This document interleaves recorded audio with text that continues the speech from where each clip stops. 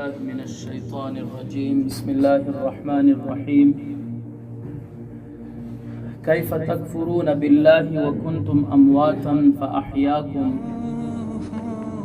ثم يميتكم ثم يحييكم ثم إليه ترجعون صدق الله العظيم. محترم و سامعین الہ العالمین دغه خطاب کافرانو ته کوي. فرمای کیف تکفرون سرنگا کفر کوي تاسې بالله الله رب العزت سره وکنتم امواتا او حال دا چې تاسو مړه وئ فاحیاکم بس ژوندي کوي تاسې باری تعالی ثم یمیتکم بیا به مو الله رب العزت مړه کوي تاسو ثم یحییکم بیا به ژوندي کوي تاسو ثم الیه ترجعون بیا به دغه الہ العالمین طرف ته رجوع کولی شي ستاسو. هو الذي الہ العالمین هغه ذات دی خلقا لکم چې پیدا کړي ستاسې د نفع دپاره ما هغه څه فی الارض چې په ځمکه کې دي جمیعا ټول ثم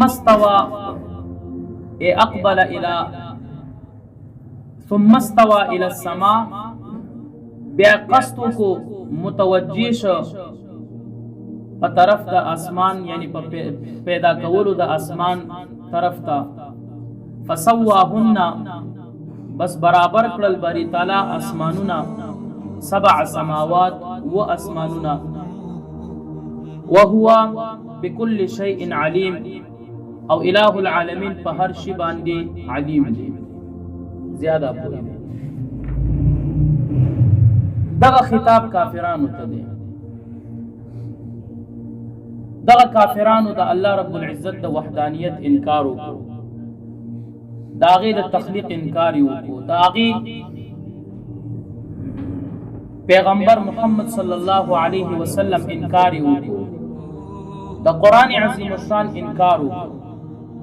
نو اوس په دغه آیت مبارک کې باری تعالی فرمایي چې تاسو ولې انکار کوئ؟ تاسو خو مخکې په دنیا کې نه وئ، الہ العالمین تاسو د عدم نه وجود ته راوستی. مفسرین کرام داسې وکنتم امواتا فاحیاکم د دې تفسیر داسې کوي کنتم نطفة فی اصلاب آبائکم، تاسو خو یو نطفه وئ خپل د پلارانو په املا کې، فاحیاکم تاسو بیا باری تعالی ژوندي کړئ یعنی فی ارحام امهاتکم، د مور پر رحم ستاسو د میندو پر رحم کې تاسو راوستئ. تاسو د الہ العالمین څنګه انکار کوئ چې تاسو الله پیدا کړی یې؟ الہ العالمین خپل وحدانیت باندې دلائل په قرآن عظیم الشان کې ډېر زیات بیان کړي، خو لیکن هغه سترګې غواړي، هغه غوږونه غواړي، هغه خوله غواړي د حق وینا دپاره، د حق کتلو دپاره، د حق د اورېدو دپاره. مخکې باری تعالی دا خبره کړې وه چې ختم الله مهر لګولې، باری تعالی مهر لګولې د دوی په زړونو، خو دا مهر یې ولې لګولې؟ حسد عناد د دې د وجې نه انبیا یې قتل کړي وو، دوی بیا هم الہ العالمین طرف ته رجوع نه کوله. په دغه آیت مبارک کې الہ العالمین ورته فرمایي چې تاسو ولې کفر کوئ، ولې انکار کوئ د الله رب العزت. په نورو آیتونو کې باری تعالی فرمایي ولقد خلقنا الانسان من سلالة من طین، انسان باری تعالی د خټې نه پیدا کړ. ثم جعلناه نطفة في قرار مکین، یو نطفه وه، ثم جعلنا النطفة علقة، دغه نطفه باری تعالی د وینې ټوکړه جوړه کړه. فخلقنا العلقة مضغة، بیا دغه علقه دا کم د وینې ټوکړه چې و دا د غوښې ټوکړه یې جوړه کړه. فخلقنا المضغة عظاما، بیا دغه د غوښې ټوکړه باری تعالی هډوکې جوړ کړ. فکسونا العظام لحما، بیا په دغه هډوکې باندې باری تعالی غوښه چړاو کړه. ثم انشأناه خلقا آخر فتبارك الله احسن، بیا دغه انسان پیدایش بل قسم ته یعنی بل وار. فتبارك الله احسن الخالقين مبارک دے باری تعالی او احسن الخالقین ذات دے خو ثم انکم بعد ذلك لمیتون بیا بتاسو مړه کیږي الہ العالمین التم فرمایي دي خو لیکن دغه کافرانو ته دلته کې خطاب دادې چې تاسو هم مخکې په دنیا کې نه وئ چې تاسو په دنیا کې نه وئ بیا باری تعالی تاسو پیدا کړئ او بیا هم تاسو مړه کوي او بیا به تاسو ژوندي کوي باس بعد الموت مفسرین اکرام دا خبر لیکي ثم يحييكم للبعث يوم القيامة فلما ذكر البعث عرف اليهود چې کله دغه بعث خبر راغله باری تعالی و فرمایل چې ثم يحييكم تاسو به الله بیا ژوندي کوي و يهوديان غلي شو يهوديان خو پوه شو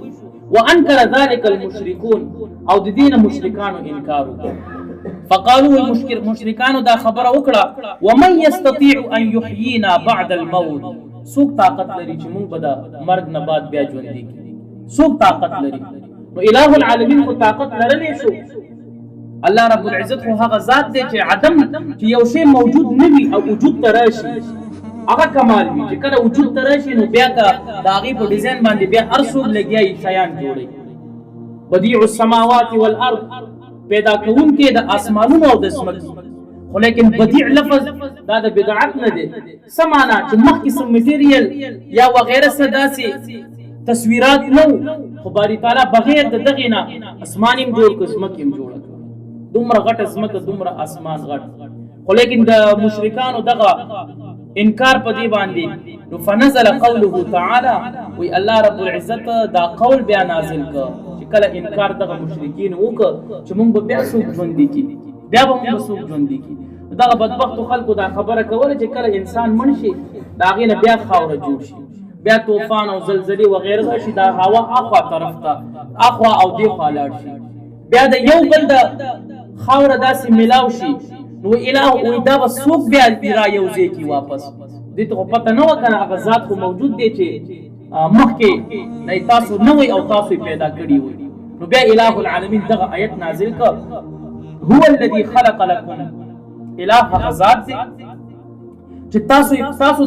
تاسو د نفي دپاره پیدا کړل ما فی الارض جمیعا هغه څه چې په مخ د ځمکه کې موجود دي ما ورته ګورو څومره غټ غټ افلا ينظرون الى الابل كيف خلقت